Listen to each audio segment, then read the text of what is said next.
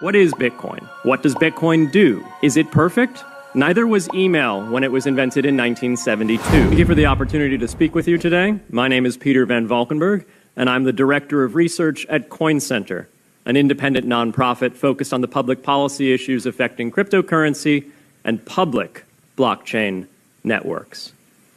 What is Bitcoin? Bitcoin is the world's first cryptocurrency, and it works because of the world's first public blockchain network. What does Bitcoin do? It's simple.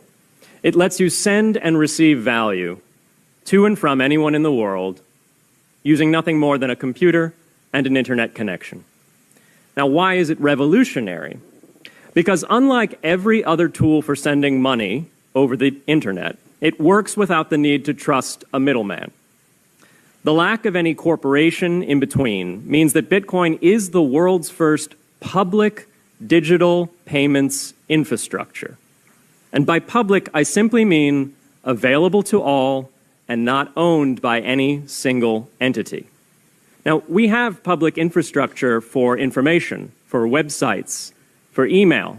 It's called the internet.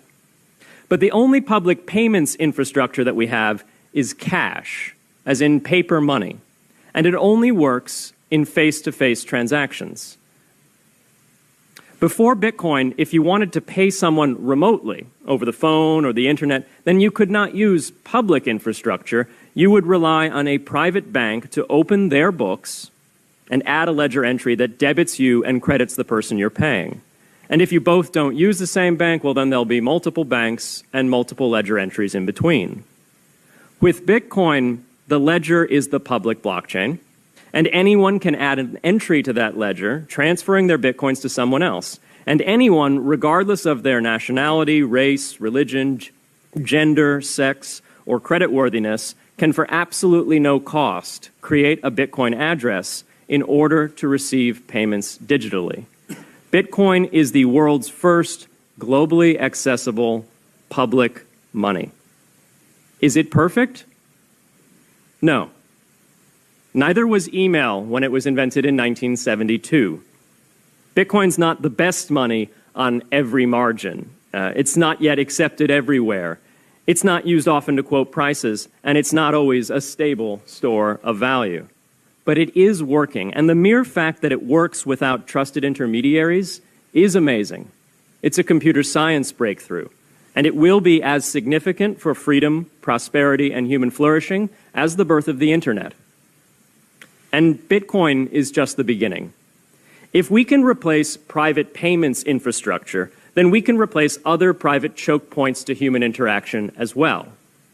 Now, why should we want to build more public infrastructure? Why should we embrace blockchains over corporate intermediaries? Why should we tolerate their inefficiencies and work to make them better?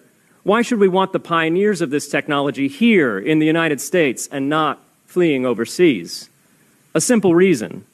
Because the corporate intermediaries providing today's critical but privately owned infrastructure are becoming fewer, larger, and more powerful, and their failures are increasingly grave.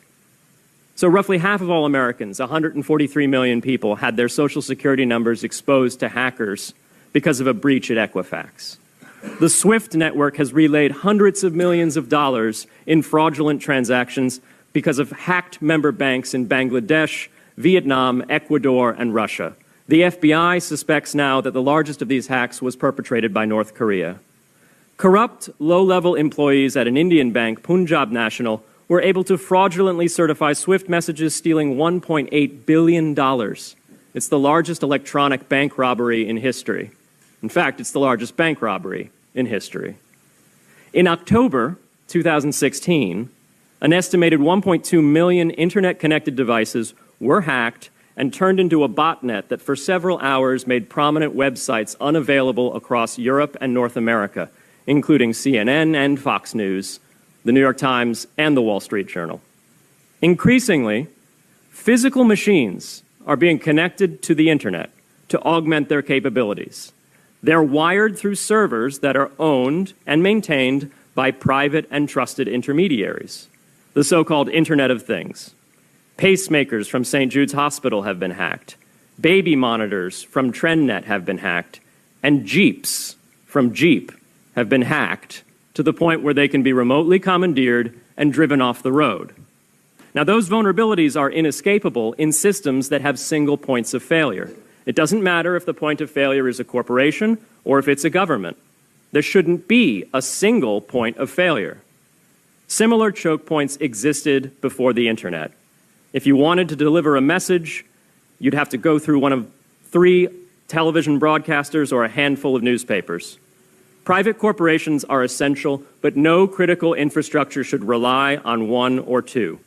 The internet removed single points of failure in communications infrastructure and ushered in a wave of competition among new media corporations building on top of its public rails. Blockchains can similarly disintermediate critical payments and IoT infrastructure.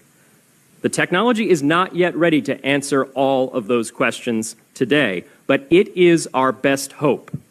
And as with the internet in the 1990s, we need a light-touch, pro-innovation policy to ensure that these innovations flourish in America for the benefit and security of all Americans.